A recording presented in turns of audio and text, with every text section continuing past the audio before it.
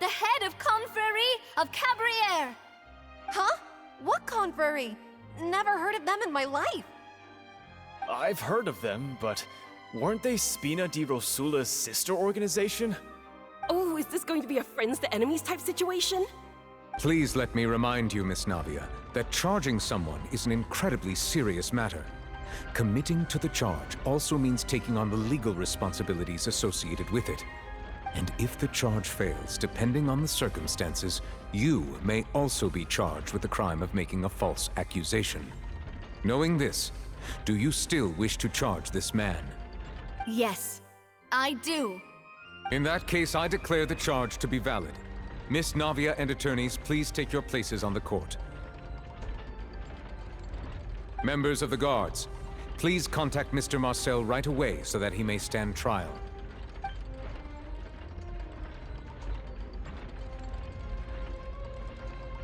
Mr. Marcel, you will not require an attorney. Is that correct? Apologies. It all just happened so quickly. I still haven't figured out what's going on. I think an attorney won't be necessary. This is probably just a misunderstanding between me and Navia. Very well. In that case, since both sides have now arrived, Miss Navia, please present your charges. I would like to take everyone back to 3 years ago, to the case of Callus the Unfaithful. Only through elucidating what really happened in that case can we connect all the dots for the serial disappearances case. Navia, do you really think that I was the one who killed your father? Come on, why would I do that? Callus was my benefactor, and remember, both you and I only ran to the scene when we heard the sound of a gun. If that's enough to make me a suspect, wouldn't that make everyone at that banquet a suspect as well? I think there's no point in getting into the specifics right now. The audience doesn't even have the big picture yet. Even I'm struggling to remember some details of that case. Exactly correct, Your Honor. I must refresh everyone's memory about that case before I can explain my charge and reasoning. I see. In which case, I will recount the findings about that case as originally recorded by Maison Gardiennage.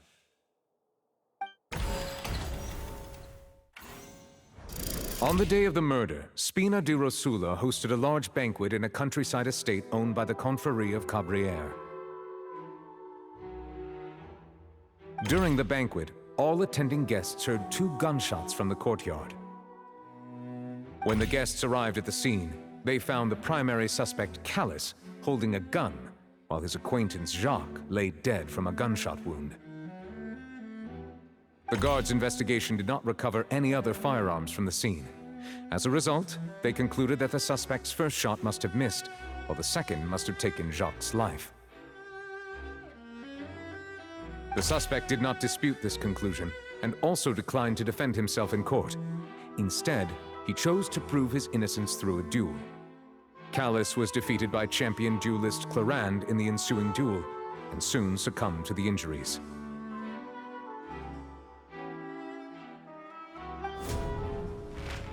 These are the known facts about the case.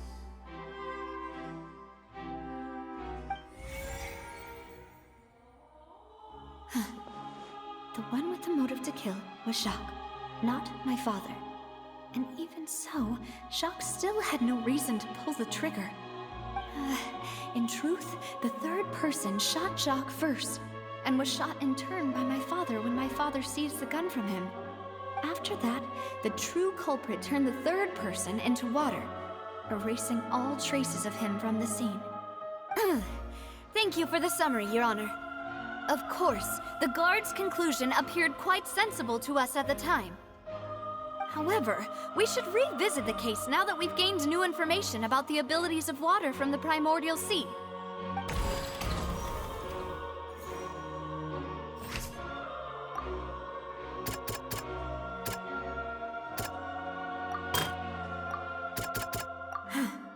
Something's not... The testimony of the victim's family confirms that Jacques had thoughts of assassinating Callus when he set out for the banquet. However, in the end he reconsidered, and instead shared everything with Callus, hoping to seek the latter's protection.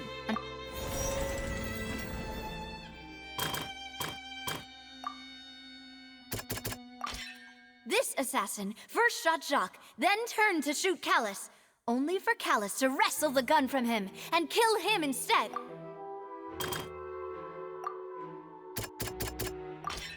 A pile of clothing was found at the scene.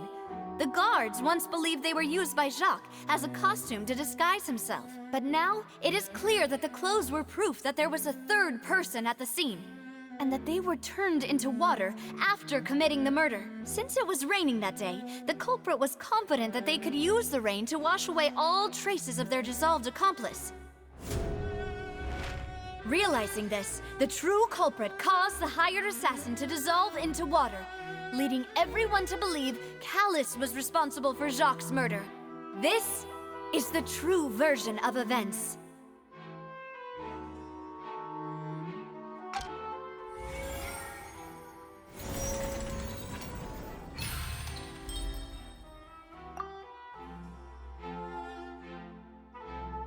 So that's what happened.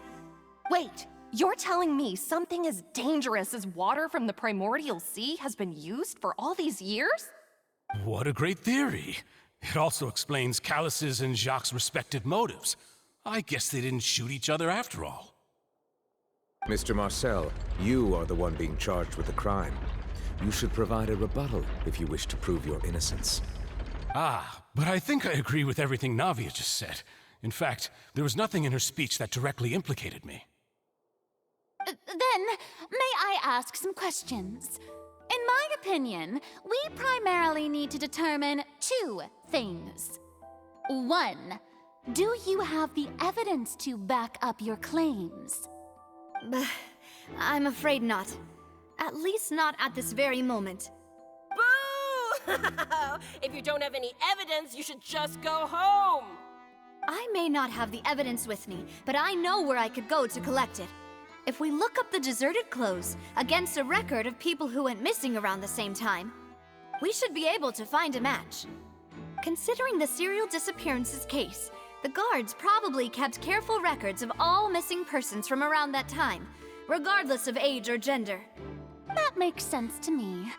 Monsieur Neuvillette, I would consider this to be a reasonable investigative direction. Why do I feel like Farina's acting a little differently today? Maybe she's scared of embarrassing herself again? Alternatively, she's become more diligent after charging an innocent citizen in the last trial. My second question has to do with the ensuing duel. If the truth is indeed as you described, then why didn't Mr. Callus explain himself in court? If he had testified that a person had been dissolved, he could have at least mounted a defense. I've thought about this too, and the answer is actually pretty simple. He felt there were things that were more important to him.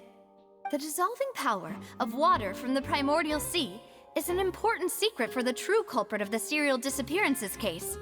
My father could have exposed it for all to see, but he chose to take it to the grave. At that time, Spina di Rosula was in dire straits, and his reputation had already been shattered. He had no guarantee that going forward with the truth would allow the culprit to be brought to justice. What was certain, however, was that it would paint a gigantic target on my back. Boss once told me that Demoiselle had already been selected as the next target of the serial disappearances case. What? If the secret had gotten out, the culprit would have fought an all-out war with Espina right there and then. I wouldn't have been the only one in danger. All of us would have stood to lose our lives. Of course, the guards might eventually figure out the truth of the matter and determine that we were in the right. But what good would that do? How can a hollow verdict protect anyone?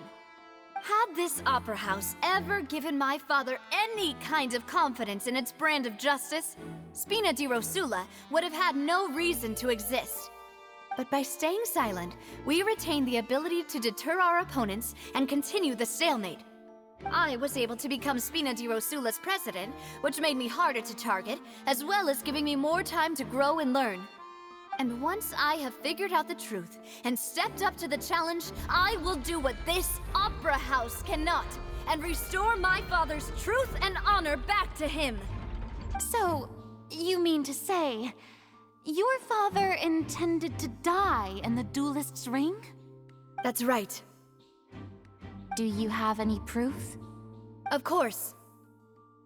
All you need is to ask his opponent, Clarand. I don't need your apology, your guilt, or your support from the shadows. You don't have to do anything for my sake. But since he entrusted his will to you, Clarand, you should tell us the truth about his sacrifice. So, during the duel, did you believe that Callus was intending to die? Yes, I did. As a champion duelist, I've fought many battles and taken a countless number of dishonored lives. In my line of work, I've seen all kinds of people give their all for the faintest hope to continue living. Some were determined, others passionate, and some even manic and twisted. Just one look and I can tell if a duelist is hoping to live or if they're looking to die. I hereby swear on my name and honor as a champion duelist that Mr. Callus never intended to leave the ring alive. Since that's your testimony, I have no more questions. It appears there really are good grounds to reopen this case. I concur. However, Miss Navia, you still have not explained the link between your father's case and the serial disappearances case. Right? What she said was fascinating, but kind of beside the point. Wait, weren't they just talking about the serial disappearances case? Of course, Your Honor. The two cases are connected via a matter of timing. In my father's case, the culprit intended to kill both Jacques and Callus. As a result, they planned to act after hearing 2 gunshots. And at the end of Linny's trial, the culprit also only dissolved the victim in front of everyone because they realized they were at risk of being identified.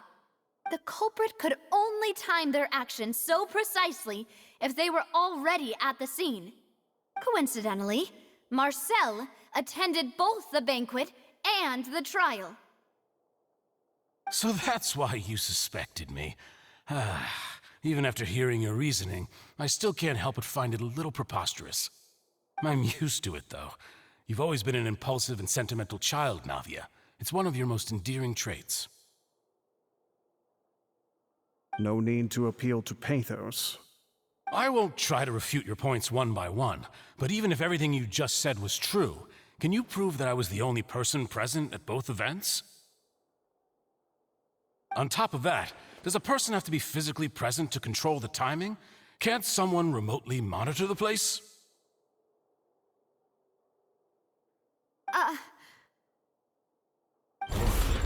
Know what she can say to that.